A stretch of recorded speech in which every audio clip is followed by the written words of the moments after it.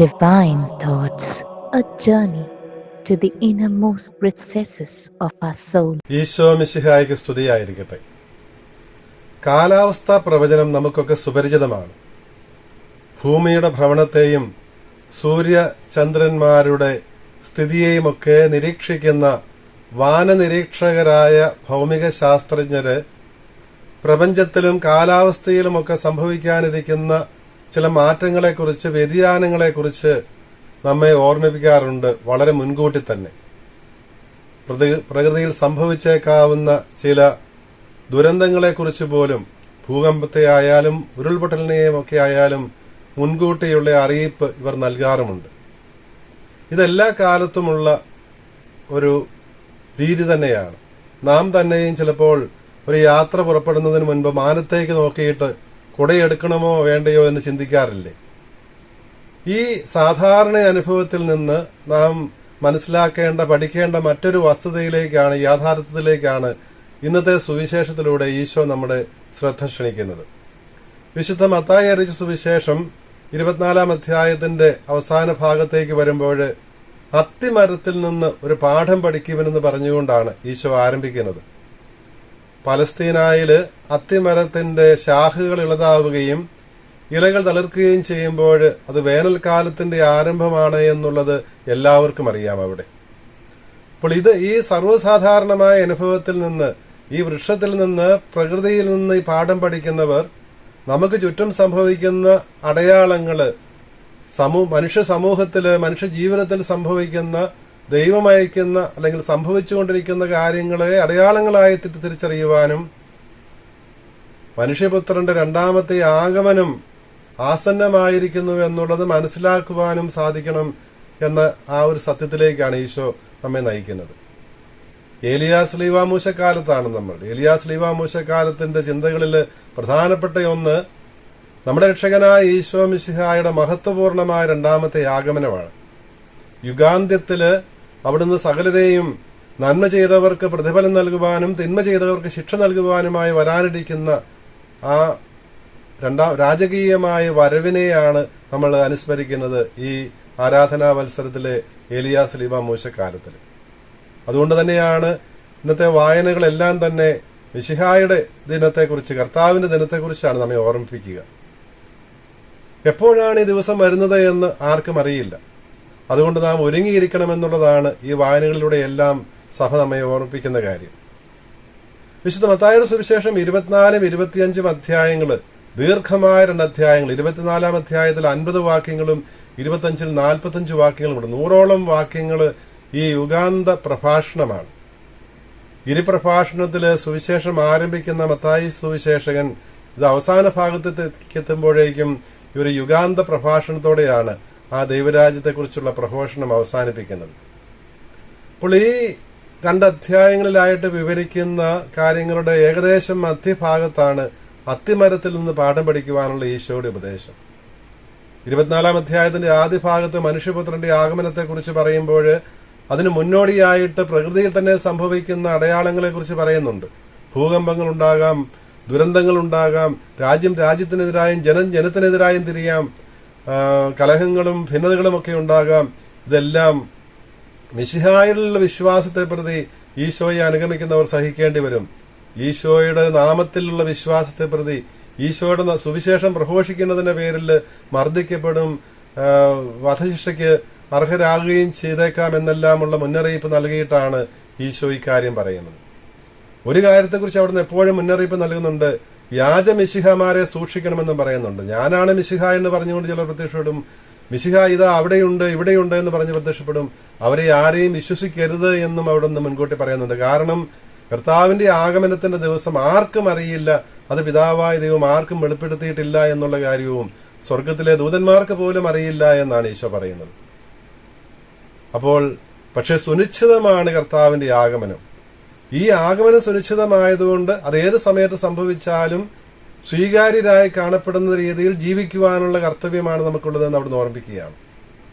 പഴയ നിയമത്തിലെ നോഹയുടെ കാലത്തെ ജനസമൂഹത്തിന്റെ ജീവിതത്തെയാണ് ഈശോ മറ്റൊരു സാഹചര്യമായിട്ട് സാഹചര്യം നമുക്ക് വ്യക്തമാക്കി തരുവാൻ വേണ്ടി ഉപയോഗിക്കുന്നത്. മോശയുടെ കാലത്ത് ജനങ്ങൾ സാധാരണ ജീവിതം നയിച്ചിരുന്നു. അവർ വിൽക്കുകയും വാങ്ങുകയും വിവാഹം കഴിക്കുകയും കഴിപ്പിക്കുകയും ചെയ്ത് ജീവിച്ചു വന്നു. പക്ഷെ അതിൽ തെറ്റുണ്ടെന്നല്ല, അത് തീർച്ചയായും മനുഷ്യ ജീവിതത്തിന്റെ ഈ ഭൂമിയിലെ ജീവിതത്തിന്റെ ഭാഗം തന്നെയാണ്. പക്ഷെ നോഹയെ പോലെ ദൈവോന്മുഖരായി ജീവിക്കുന്നില്ല എങ്കിൽ, ദൈവവിചാരത്തോടെ ജീവിക്കുന്നില്ല എങ്കിൽ, നീതിയുടെ വഴിയെ ചരിക്കുന്നില്ല എങ്കിൽ ജലപ്രളയത്തിൽ നശിച്ചു പോകുമെന്നുള്ള മുന്നറിയിപ്പാണ് നൽകുന്നത്. അപ്പോൾ മോശയോടൊപ്പം ആ പേടകത്തിൽ പ്രവേശിച്ചവരാണ് രക്ഷപ്പെട്ടത്. ആ പേടകം തിരുസഭയാണ്, ഈശോയുടെ സുവിശേഷം അനുസരിച്ച് ജീവിക്കുന്ന സമൂഹമാണ്. ആ സമൂഹത്തിൽ അംഗമാകുമ്പോൾ, ദൈവരാജ്യത്തിൽ അംഗമാകുമ്പോഴാണ് രക്ഷ ഉറപ്പാകുന്നത്. അവിടെയാണ് ദൈവോന്മുഖമായി ജീവിക്കുന്നതിന്, സ്വർഗോന്മുഖമായി ജീവിക്കുന്നതിന് മനുഷ്യൻ പ്രാപ്തനാക്കപ്പെടുന്നത്. അപ്പോൾ ഏത് സമയത്തും മെശിഹ പ്രത്യക്ഷപ്പെട്ടാലും, അതുകൊണ്ടാണല്ലോ കള്ളൻ എപ്പോൾ വരുമെന്ന് അറിഞ്ഞിരുന്നെങ്കിൽ നമ്മൾ വീട്ടുടമസ്ഥന് ഒരിക്കലും ഭവനം കുത്തി തുറക്കപ്പെടുവാൻ അനുവദിക്കുകയില്ലായിരുന്നു. അവൻ കാത്തിരിക്കുമായിരുന്നു. രാത്രിയുടെ ഏത് യാമത്തിൽ വന്നാലും, അത് 2-ാം യാമത്തിലായാലും 3-ാം യാമത്തിലായാലും ഏത് സമയത്ത് വന്നാലും ഒരുങ്ങിയിരിക്കുന്നവരായി കാണുന്നവനാണ് ഭാഗ്യവാൻ എന്നാണ് ഈശോ പറയുന്നത്.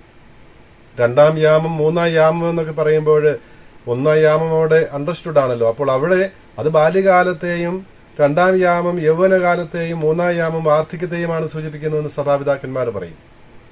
ഏത് കാലത്ത്, ജീവിതത്തിന്റെ ഏത് സന്ധിയിൽ ദൈവം പ്രത്യക്ഷപ്പെട്ടാലും, മിശിഹ വന്നാലും, ഈ ലോകം വിട്ട് പിതാവിന്റെ പക്കലേക്ക് പോകാൻ നമ്മോട് ആവശ്യപ്പെടുമ്പോൾ ഒരുങ്ങിയിരിക്കുക എന്നുള്ളതാണ് കരണീയമായിട്ടുള്ളത് എന്ന് ഈശോ ഓർമ്മിപ്പിക്കുകയാണ്.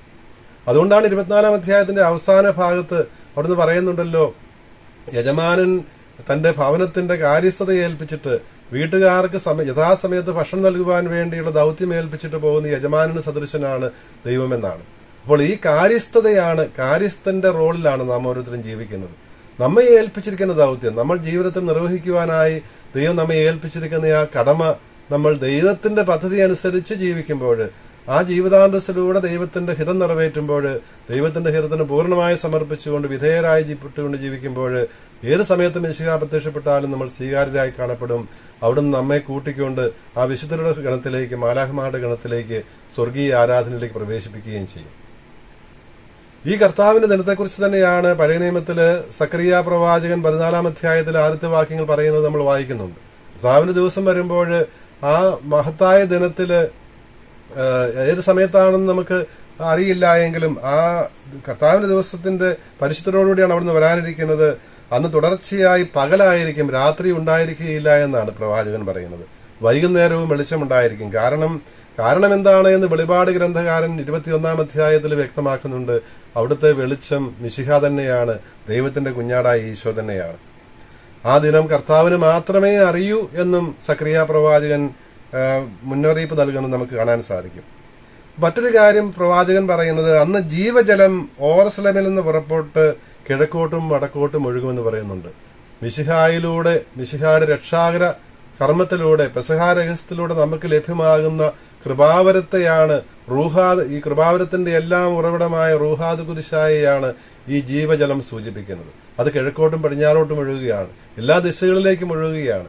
ഏദൻ തോട്ടത്തിലുണ്ടായിരുന്ന ആ നദി 4 ദിശകളിലേക്ക് പോയതുപോലെ തന്നെ വെളിപാട് പുസ്തകം 21-ാം അധ്യായത്തിൽ കാണുന്ന സിംഹാസനത്തിന്റെ അടിയിൽ നിന്ന് പുറപ്പെടുന്ന ആ ജീവജലം നാനാ ദിക്കുകളിലേക്കും ഒഴുകുന്നത് പോലെ തന്നെ ഇവിടെയും പ്രവാചകൻ മുൻകൂട്ടി അറിയിക്കുന്നത് മിശിഹായിലൂടെ നൽകപ്പെടുന്ന ആ ജീവജലത്തിന്റെ ആ ഉറവയെക്കുറിച്ചാണ്.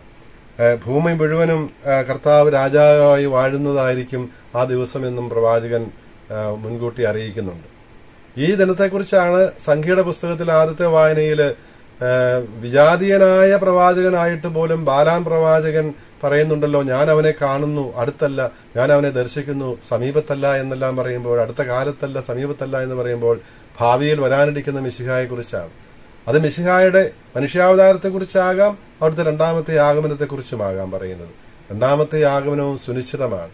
അപ്പോൾ നമുക്ക് എന്താണ് ആവശ്യമായിട്ടുള്ളത്, കരണീയമായിട്ടുള്ളതെന്നാണ് പൗലോസ്ലീഹ കൊരിന്തോസുകാർക്കുള്ള 1-ാം ലേഖനം 7-ാം അധ്യായത്തിൽ പൗലോസ്ലീഹായോട് കൊരിന്തോസുകാർ എഴുതി ചോദിച്ച പല കാര്യങ്ങൾക്കുമുള്ള മറുപടിയാണ് എന്ന് 7-ാം അധ്യായത്തിന്റെ ആദ്യത്തെ വാക്യത്തിൽ തന്നെ കാണാം. നിശ്ചയമായും മിശിഹായുടെ വരവ് അത് ഉടനെ സംഭവിക്കുമെന്ന് കരുതിയിരുന്ന ആദിമ ക്രൈസ്തവ സമൂഹം, ഈ കൊരിന്തോസിലെ സമൂഹവും അതേക്കുറിച്ച് പൗലോസ്ലീഹായോട് ചോദിച്ചതാകണം, അതിന് മറുപടിയാകണം സ്ലീഹ നൽകുന്ന ഇന്ന് നമ്മൾ വായിക്കുന്ന 7-ാം അധ്യായത്തിലെ ആ ഭാഗം. അപ്പോൾ 2ാമത്തെ ആഗമനം സുനിശ്ചിതമാണ്, പക്ഷെ അത് ആർക്കും അറിയില്ല, കർത്താവിന് മാത്രമേ അറിയൂ ആ ദിവസം എന്നാണ് എന്നുള്ളത്. അപ്പോൾ നമ്മളെന്താണ് ചെയ്യേണ്ടത്? പൗലോസ് ശ്ലീഹ പറയുകയാണ്, നാം എല്ലാവരും ആ കർത്താവിന്റെ ദിനം ആകാംക്ഷയോടെ കാത്തിരിക്കണം. ഈ ലോക വ്യാപാരങ്ങളിൽ മുഴുകിയാണ് ജീവിക്കേണ്ടി വരുന്നതെങ്കിലും അല്ലാത്തതുപോലെ വിവാഹിതനല്ലാത്തതുപോലെ ജീവിക്കട്ടെ എന്നാണ് പറയുന്നത്. കാരണം വിവാഹിതനെ സംബന്ധിച്ച് ഭാര്യയെ എങ്ങനെ തൃപ്തിപ്പെടുത്താൻ സന്തോഷിപ്പിക്കാമെന്നുള്ളതാണ് ചിന്ത. ബ്രഹ്മചാരിയെ സംബന്ധിച്ചോ കർത്താവിനെ എങ്ങനെ മഹത്വപ്പെടുത്താം, കർത്താവിന്റെ ഹിതം എങ്ങനെ നിറവേറ്റാം എന്നുള്ളതായിരിക്കും. അപ്പോൾ ഈ ഭൂമിയിൽ ജീവിക്കുമ്പോഴും ഈ ലോകത്തിന്റെ വ്യാപാരങ്ങളിൽ മുഴുകുമ്പോഴുമെല്ലാം അത് നമുക്ക് ആവശ്യമാണ്. ദൈവം വിളിച്ചിരിക്കുന്നത് ഏത് ജീവിതാവസ്ഥയിലാണോ ആ ജീവിതാവസ്ഥയോട് പരിപൂർണ വിശ്വസ്തത പുലർത്തി അതിന്റെ കടമകൾ നിർവഹിച്ച് ജീവിക്കുന്നതാണ് ദൈവം ആഗ്രഹിക്കുന്നത്. പക്ഷെ അതെല്ലാം ചെയ്യുമ്പോഴും ഈ ലോകത്തിലായിരിക്കുമ്പോഴും നമ്മുടെ ശ്രദ്ധ ഏത് സമയത്തും പ്രത്യക്ഷപ്പെടാവുന്ന ആ മനുഷ്യപുത്രൻ, അത് നമ്മുടെ ജീവിതത്തിന്റെ അന്ത്യമാണ്. ഈ ഭൂമിയിലെ നമ്മുടെ ജീവിതത്തിന്റെ അന്ത്യമാണ് നമ്മെ സംബന്ധിച്ച് ലോകാവസാനം എന്ന് പറയുന്നത്. രണ്ടാമത്തെ ആഗമനവും പൊതുവിധിയും തീർച്ചയായും ഉണ്ട്. പക്ഷെ നമ്മെ സംബന്ധിച്ച് ഈ വ്യക്തിപരമായ വിധിയാണ്, അതാണ് സംഭവിക്കുന്നത് നമ്മുടെ മരണസമയത്ത്. ആ മരണം സുനിശ്ചിതമാണ്, എപ്പോഴാണെന്ന് നമുക്ക് ആർക്കും അറിയില്ല. ഒരുങ്ങിയിരിക്കുക, ജാഗ്രതയുള്ളവരായിരിക്കുക എന്നുള്ളതാണ് ഈശോ നൽകുന്ന പാഠം. പൗലോസ് ശ്ലീഹ അത് തന്നെയാണ് പ്രായോഗിക ജീവിതത്തിൽ, അനുദിന ക്രൈസ്തവ ജീവിതത്തിൽ നമുക്കുണ്ടാകേണ്ട മനോഭാവമായിട്ട് എടുത്തു കാണിക്കുന്നത്. ഈ ജീവിതത്തിൽ, ഈ ലോകത്തിൽ ജീവിക്കുമ്പോഴും ഈ ലോകത്തിന്റെ തല്ലാതെ ജീവിക്കുവാൻ, സ്വർഗത്തിൽ കണ്ണുനട്ട് ജീവിക്കുവാൻ, ഏത് സമയത്തും പ്രത്യക്ഷപ്പെട്ടേക്കാവുന്ന മിശിഹായെ സ്വീകരിക്കുവാൻ ഒരുങ്ങിയിരിക്കുന്നവരാകുവാൻ, ജീവിത കടമകൾ നിർവഹിക്കുന്നവരായി കാണുന്ന ആ ഭൃത്യൻ ഭാഗ്യവാൻ എന്നല്ലേ പറയുന്നത്. യജമാനൻ എപ്പോൾ വന്നാലും തന്റെ കർത്തവ്യങ്ങളിൽ ദൈവഹിതത്തിന് വിധേയപ്പെട്ട് മുഴുകിയിരിക്കുന്നവർ, കർത്തവ്യം ഭംഗിയായി നിർവഹിക്കുന്നവരെ ഭവനം മുഴുവന്റെയും ഉത്തരവാദിത്വം ഏൽപ്പിക്കും, കാര്യസ്ഥത ഏൽപ്പിക്കും എന്ന് പറയുമ്പോൾ സ്വർഗത്തിൽ നമുക്ക് ലഭിക്കുവാൻ പോകുന്ന ആ ഭാഗ്യത്തെക്കുറിച്ചാണ്, നിത്യജീവനെക്കുറിച്ചാണ് നന്മയെ ഓർമ്മിപ്പിക്കുന്നത്. ഈ എലിയാ ശ്ലീഹ മോശക്കാലത്തെ നമ്മുടെ പ്രാർത്ഥനകൾ ഈ ഒരു ചിന്തയോടെ ജീവിക്കുവാൻ, ബോധ്യത്തോടെ ജീവിക്കുവാൻ നമ്മെ സഹായിക്കട്ടെ. ഈ യുഗാന്തത്തിന്റെ മിശിഹായുടെ മഹത്വപൂർണമായ രണ്ടാമത്തെ ആഗമനത്തെക്കുറിച്ചുള്ള ചിന്തകൾ നാം അർപ്പിക്കുന്ന പരിശുദ്ധ കുർബാനയിലും ധാരാളമായിട്ടുണ്ട്. അവിടുന്ന് മഹത്വപൂർണനായി വീണ്ടും പ്രത്യക്ഷപ്പെടുമ്പോൾ മാലാഖമാരോടെ വിശുദ്ധരോടുകൂടെ നിന്നെ എതിരേൽക്കുവാൻ ഞങ്ങളെ യോഗ്യരാക്കണമേ എന്ന് നമ്മൾ പ്രാർത്ഥിക്കുന്നുണ്ട് നമ്മുടെ കുർബാനയിൽ. അവിടുന്ന് വരുന്നത് ഏത് സമയത്ത് നമുക്ക് അറിഞ്ഞുകൂടാ. വരുമ്പോൾ അവിടുത്തെ സ്വീകരിക്കുവാൻ, വിശുദ്ധരോടും മാലാഖമാരോടൊപ്പം സ്വീകരിക്കുവാൻ, യോഗ്യരായി കാണപ്പെടുവാൻ വേണ്ട അനുഗ്രഹത്തിനായിട്ട് പ്രാർത്ഥിക്കാം. ദൈവം നമ്മളെ അനുഗ്രഹിക്കട്ടെ.